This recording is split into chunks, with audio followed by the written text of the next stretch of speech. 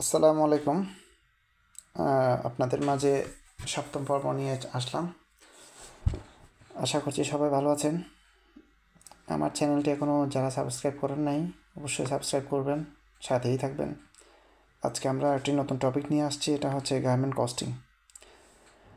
অনেকে আমরা গার্মেন্টসে কাজ করার সময়, গার্মেন্টস বলতে যে কোনো ক্ষেত্রে কস্টিংটাও খুবই গুরুত্বপূর্ণ। তবে আমরা মূলত গার্মেন্টস নিয়ে যেহেতু স্টাডি করছি, গার্মেন্টস কস্টিং নিয়ে কথা বলবো। তো গার্মেন্টস কস্টিং এটা খুবই একটা গুরুত্বপূর্ণ বিষয়। এটার মাধ্যমে কোম্পানির লাভ লস হিসাব করা হয় একমাত্র কস্টিংয়ের মাধ্যমে। তো আমরা কথা বাড়াবো না, একটু চলে যাই মূল বিষয়ে। আমরা একটু ডেফিনেশনটা একটু দেখি গার্মেন্ট কস্টিং। গার্মেন্ট কস্টিংটা কি? Costing is the process of estimating and then determining the total cost of producing a garment, including the cost of materials, labor, transportation, as well as general expenses of the operating the business. তাহলে এটার মিনিংটা হচ্ছে আপনার, এটা হচ্ছে একটা garments produce করার জন্য যেসব খরচগুলো এটার সাথে রিলেটেড, ইনক্লুডেড, সবগুলা খরচ যুক্ত করার পরে এবং কোম্পানির একটা লাভ যুক্ত করার পরে যে খরচটা আমরা পাবো হিসাব করে, সেটাই হচ্ছে মূলত গার্মেন্ট কস্টিং। তাহলে ডিটেলস একটু দেখি। গার্মেন্ট কস্টিং আমরা একটা শিটের মাধ্যমে দেখব। শিটের প্রথমেই আছে হচ্ছে আপনার একটা কোড, তারপরে মিডল আছে হচ্ছে ইনফরমেশন, কোন কোন খাতে আমার খরচ কীভাবে কী হবে, তারপর হচ্ছে একটা, তারপর কলামে হচ্ছে ডাটা, তারপর কলামে হচ্ছে ইউএমও, এটা হচ্ছে একটা কোডের ডেসক্রিপশন, মানে শর্ট নেম। ধরেন আপনার কেজি, পার্সেন্টেজ, ইয়ার, ডলার, কোনটাতে হিসাব করা হয়েছে এগুলার। তারপর কলামে হচ্ছে ফর্মুলা, আমি ওই নির্দিষ্ট অ্যামাউন্টটা কোন ফর্মুলার মাধ্যমে পাবো। তো যাই হোক, তারপর প্রথমটা হচ্ছে প্রথম কোড হচ্ছে এতে আমরা ডেসক্রিপশনটা দেখি। ফেব্রিক কনজামশন পার গার্মেন্টস। ফেব্রিক কনজামশনটা বের করতে হবে প্রথমে। ফেব্রিক কনজামশন আমরা ক্যাট থেকেও পাবো অথবা ম্যানুয়ালি করতে পারবো। তো কীভাবে পারবো এটা তো অনেক বড় একটা বিষয়, সেটা যদি জানতে চান আমাকে কমেন্টসে জানাবেন, আমি ডিটেলস এটা নিয়ে আরেকটা ভিডিও বানাবো ইনশাল্লাহ। তো আমরা কাপড়ের কনজামশনটা বের করব একটা গার্মেন্টসের। মিডিয়াল সাইজের নিব, ধরেন আমার হচ্ছে 10টা সাইজ আছে, 10টা সাইজের কোয়ান্টিটি অনুযায়ী মিডিয়াল সাইজটা বের করে সেখানের একটার কনজামশন বের করব। যদি আমার এটা ওপেন ফেব্রিক হয় কত গজ লাগবে এটা দেখব, আর যদি নিট ফেব্রিক হয় সেখানে কত কেজি হচ্ছে এটা দেখব একটা গার্মেন্টসের। তারপরে 2 নাম্বার টপিকটা আনবো হচ্ছে এটার সাথে আমরা একটা ওয়েস্টেজ যুক্ত করব। যেটা পাবো সেটার সাথে হচ্ছে একটা ওয়েস্টেজ যুক্ত করব। ওয়েস্টেজটা হচ্ছে অ্যাজ ইউজুয়াল 3% ধরে। অ্যাজ ইউজুয়াল 3%, অনেক সময় দেখা যায় 5% ধরা লাগে, অনেক সময় 7%ও ধরা লাগে। এটা গার্মেন্টস এবং ফেব্রিক এটার উপর নির্ভর করবে, কিন্তু অ্যাজ ইউজুয়াল আপনার 3%-এ ধরা লাগে। 3% ধরবো। ধরার পরে হচ্ছে আমরা ফেব্রিক কনজামশনটা পাবো। ফেব্রিক কনজামশনটা হচ্ছে কীভাবে পাবো? এ প্লাস এ ইন্টু বি। তাহলে আমরা যেটা কনজামশন পাবো এটার সাথে 3% যোগ করবো শর্টকাটে। 3% যোগ করার পরে ফর্মুলাটা পাশে একটু দেখে নেবেন, দেখে নিতে বুঝতে পারবেন আশা করি। তাহলে টোটাল পাবো আমরা কত গজ লাগবে পার্সেন্টেজ সহ। তাহলে পার্সেন্টেজ সহ হচ্ছে 0.824 ইয়ার্ডস, এত গজ আমার একটা ফেব্রিক একটা গার্মেন্টসের জন্য লাগবে। ওকে, তারপর কলাম, এটা একটা প্রসেসে যেতে হবে, না হয় আপনি এটা করতে পারবেন না ক্যালকুলেশনটা প্রপারলি। তারপরে 3 নাম্বারে আসবো, ফেব্রিক কস্টিং কনজামশন করার পরে ফেব্রিক প্রাইস পার ইয়ার্ড। প্রত্যেক গজের ফেব্রিকের দাম কত, এটা হচ্ছে বায়ার থেকেও রিকোয়ারমেন্ট দিবে, আমার এই সাপ্লায়ারের কাছ থেকে লাগবে, অথবা বায়ার যদি না বলে আপনি বায়ার রিকোয়ারমেন্ট অনুযায়ী ফেব্রিকটা দেখবেন সাপ্লায়ারের কাছে এটার প্রাইস কত, সে অনুযায়ী আপনি প্রাইসটা বের করবেন। প্রত্যেক গজের জন্য কতটুকু দাম লাগবে। ধরেন আমরা এখানে এক্সাম্পশন দিলাম $2.7 লাগবে প্রত্যেক গজের জন্য, পার ইয়ারের জন্য $2.7 করে লাগবে। ওকে, আশা করি বুঝতে পেরেছেন।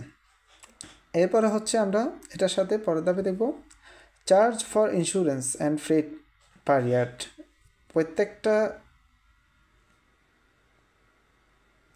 ফেব্রিকের একটা ইন্স্যুরেন্স করতে হয়। ধরেন আপনার যখন সাপ্লাইয়ের কাছ থেকে আনবেন, দেশ থেকেও হোক বিদেশ থেকেও হোক, আপনার ইন্স্যুরেন্স করা লাগবে। ইন্স্যুরেন্স অবশ্যই লাগবে। তো ইন্স্যুরেন্স করার জন্য একটা খরচ লাগে। ওই খরচ পার পিসের জন্য সব কিছু যুক্ত করে ক্যালকুলেশন করে হিসাব করতে হবে কতটুকু পড়তেছে, এবং ফ্রেট মানে হচ্ছে শিপিং কস্ট যেটা আছে, পার পিসের জন্য কতটুকু আসতেছে। তো পার পিসের জন্য একটা হিট ক্যালকুলেশন করে পাওয়া গেছে, এটা হচ্ছে 0.30। এটা হচ্ছে একটা একটা অ্যাকুরেট হিসাবের মধ্যে থেকে নেওয়া হয়েছে, যেখানে মনে করেন আপনি আপনার মতো করে হিসাব, যখন আপনি সবগুলো ইনফরমেশন গ্যাদারিং যখন করবেন, একসাথে যখন গ্যাদার করবেন, তখন আপনি নিজেও পাবেন। ধরেন আপনার ইন্স্যুরেন্সে কত টাকা লাগতেছে, আপনার কোয়ান্টিটি কেমন, ভলিউম কেমন, সেটার উপর নির্ভর করে আপনি ভাগ দিয়ে, ধরেন আপনার 10,000 পিস কোয়ান্টিটি, 10,000 পিসের জন্য আপনি, অথবা 10,000 পিস গার্মেন্টসের জন্য কত গজ লাগে, এত গজ ফ্যাব্রিক আনতেছেন, সেটার জন্য আপনার কতটুকু ইন্স্যুরেন্স কস্ট, ফ্রেট কস্ট মানে জাহাজ ভাড়া অথবা বিমান ভাড়া খরচ যাচ্ছে, জাহাজ ভাড়া খরচ আসতেছে, এটা হিসাব করবেন। হিসাব করার পরে যে ক্যালকুলেশনটা আসবে, সেই ক্যালকুলেশনটা এখানে দিবেন। এটা এজাম্পশন অনুযায়ী $0.30 আসছে, সেটা দিলাম। তারপরে আসছে হচ্ছে finance charge for the fabric purchasing. আমরা যখন ফেব্রিক কিনবো, সেখানে একটা ব্যাংকের একটা লেনদেন থাকে, এটা হচ্ছে আমরা এলসি বলতে পারি, লেটার অফ ক্রেডিট।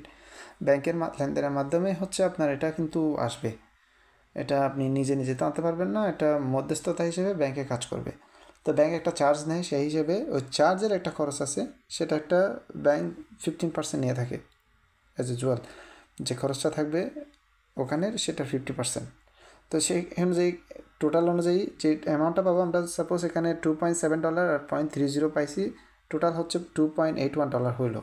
এখানের মধ্যে আপনি 15% যোগ করবেন। 15% যোগ করার পরে আপনার fabric cost including Fred and finance charge, মানে ব্যাংকের খরচটা সহ যুক্ত করে আপনার টোটাল কলামটা পেলেন এন কলাম, এন কোডের যে কলামটা আছে ওটা পাওয়া গেছে।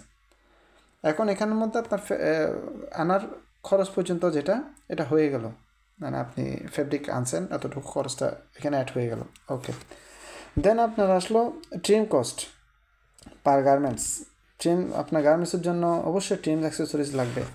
ট্রিম অ্যাক্সেসরিজ তো আপনার এটা ছাড়া তো এটা মেক করতে পারবেন না।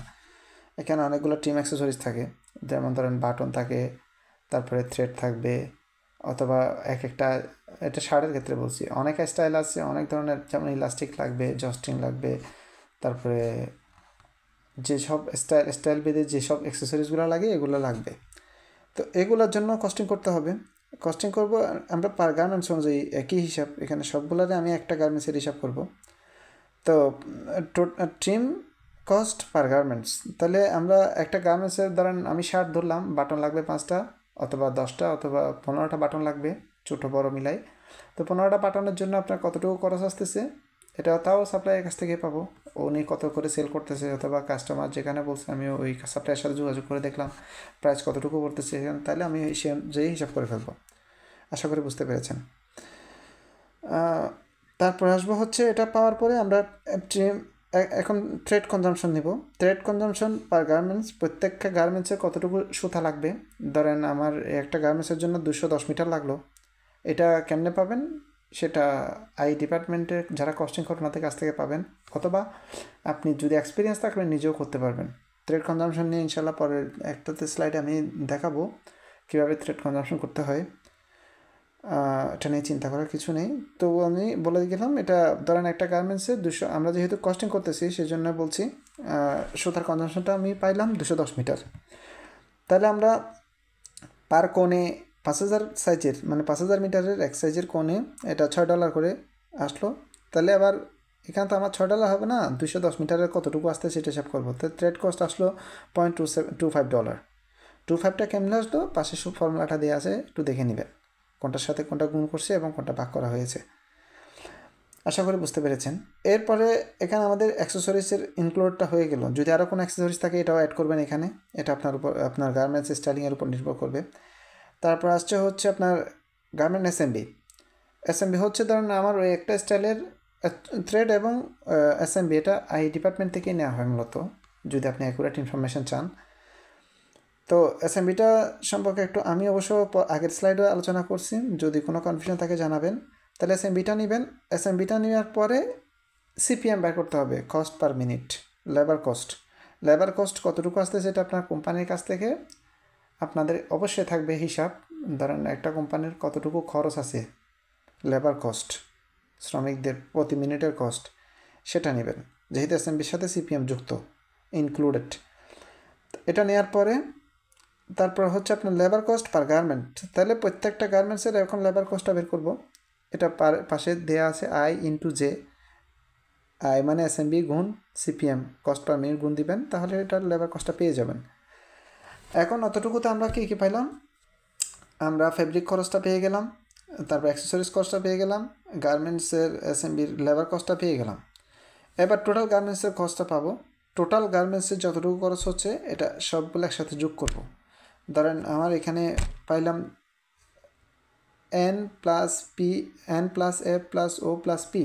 আশা করি আপনারা দেখতে পাচ্ছেন। সবগুলো একসাথে যুক্ত করবেন, তাহলে আমার কি হয়ে গেল, আমার প্রত্যেকটা গার্মেন্টসের কতটুকু খরচ হচ্ছে এটা পেয়ে গেলাম। এটা একটা গার্মেন্টসের।